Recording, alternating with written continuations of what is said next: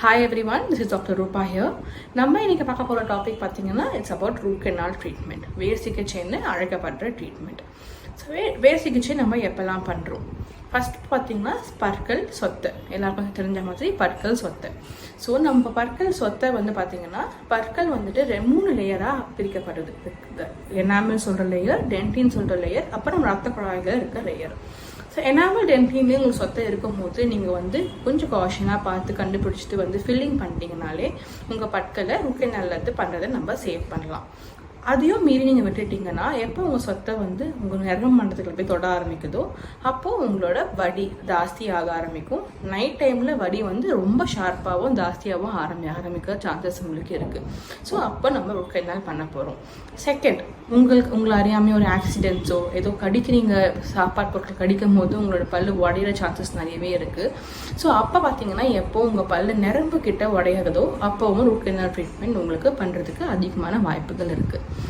Third பார்த்தீங்கன்னா திடீர்னு ஒரு வீக்கம், உள்ளேயே இன்ஃபெக்ஷன் இருந்து திடீர்னு ஒரு முக வீக்கமும் பல்லுக்கு அடியில் இருக்க ஒரு வீக்கமும் வந்துருச்சுன்னா அப்பயும் ரூட் கெனால் ட்ரீட்மெண்ட் பண்ணி உங்கள் பல்லை காப்பாற்றிட்டு இருக்கிறதுக்கு நிறைய வாய்ப்புகள் இருக்குது. ரூட் கெனால் ட்ரீட்மெண்ட் நம்ம ஏன் பண்ணுறோம்? சிம்பிளாக சொல்லணும்னா உங்கள் பற்களை அதே இடத்துல வச்சு காப்பாற்றி எப்பயும் போல் உங்களுக்கு சாப்பிட்றதுக்கு உபயோகப்படுறது தான் பல் ட்ரீட்மெண்ட் பண்ணுறோம். ஓல்டன் டேஸில் என்ன பண்ணுவாங்க, ஒன்ஸ் பல் வலி வந்துருச்சுன்னா போய் பல்லை பிடுங்கிட்டு வந்துடுவாங்க. ஸோ டென்டிஸ்ட்ரி அட்வான்ஸ் ஆக பல்லை எப்படி சேவ் பண்ணுறது தான் மேக்ஸிமம் நம்ம பார்க்குறோம். ஸோ ரூட் கெனால் ட்ரீட்மெண்ட் எத்தனை விசிட் பண்ணலாம், எப்படி பண்ணுறோம்?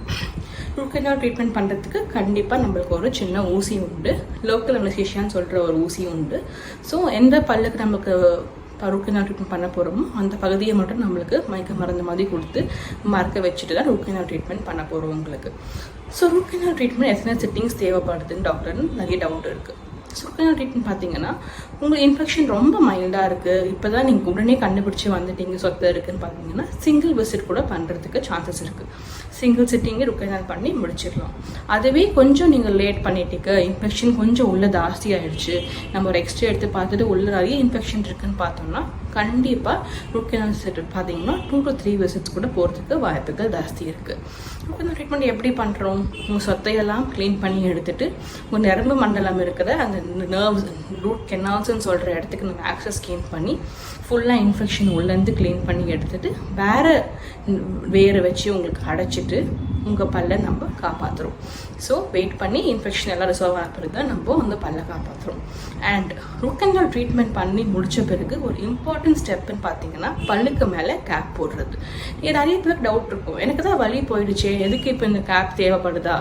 கண்டிப்பாக ரூட் கெனால் ட்ரீட்மெண்ட் பண்ணிங்கன்னா கேப் வந்து ரொம்ப ரொம்ப முக்கியமான ஸ்டெப். ஸோ அதை அவாய்ட் பண்ணாமல் நீங்கள் பண்ணுறது ரொம்ப ரொம்ப முக்கியம்.